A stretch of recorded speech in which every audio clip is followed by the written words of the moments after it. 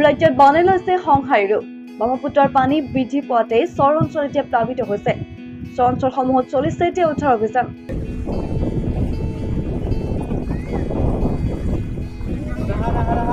ব্ৰহ্মপুত্ৰ নদীৰ পানী বৃদ্ধি পোৱাত বৰপেটা জিলাৰ চেঙা সমষ্টিৰ চৰ অঞ্চলসমূহত বন্যা দেখা দিছে। পানীৰ সোঁত বৃদ্ধি পোৱাৰ ফলতেই অঞ্চলটোৰ পৰ্যায় ঘৰ পানীত বুৰ যোৱা পৰিস্থিতিৰ সৃষ্টি হৈছে। প্ৰভাৱিত অঞ্চলৰ ৰাইজৰ সহযোগৰ বাবেই উদ্ধাৰ অভিযান চলাই থকা হৈছে। চেঙা ৰাজহ চক্ৰৰ ICSK কাশিৰ উদ্দিন আহমদ, গুমা ফুলবাৰী গাঁৱৰ গাঁও প্ৰধান ইমান খান, বালাপাৰা গাঁৱৰ ভাৰপ্ৰাপ্ত গাঁও প্ৰধান জাকিৰ হুছেইন, পাপন তালুকদাৰ, বালাপাৰাৰ হানিফ আলী আৰু গুমা ফুলবাৰী চাহিফ আলী উদ্ধাৰ অভিযানৰ তদাৰকী কৰি আছে। তেওঁলোকে ৰাইজৰ সুৰক্ষা আৰু সাহায্যৰ বাবেও সদায় সজাগ হৈ আছে। কৰ্তৃপক্ষই ৰাইজক সতৰ্ক আৰু সজাগ থাকিবলৈ আহ্বান জনাইছে। উদ্ধাৰ অভিযান চলি আছে আৰু ৰাইজৰ সহায়ৰ বাবেই সকলো ব্যৱস্থাও গ্ৰহণ কৰা হৈছে।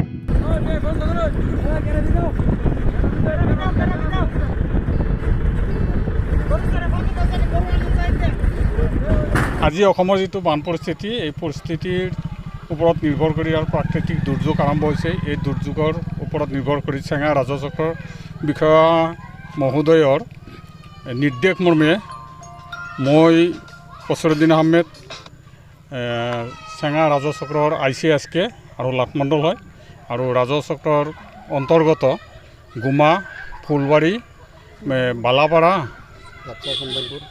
চন্দনপুৰ আৰু হেপচা এইকেইখন গাঁও মই পৰিদৰ্শন কৰোঁ। আৰু তাৰে যিখিনি মানুহ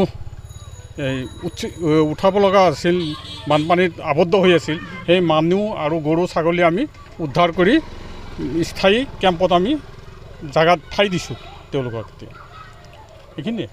চেঙাৰ পৰা ৰমজান খানৰ ৰিপৰ্ট, সংবাদ 365।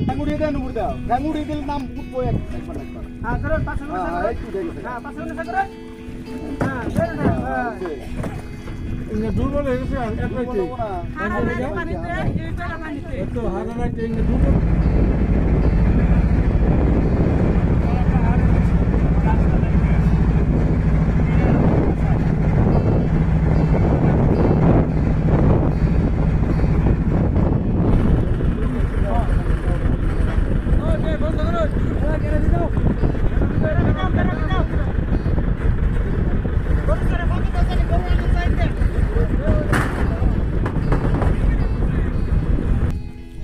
গৰুৰ খোয়াৰ নাই।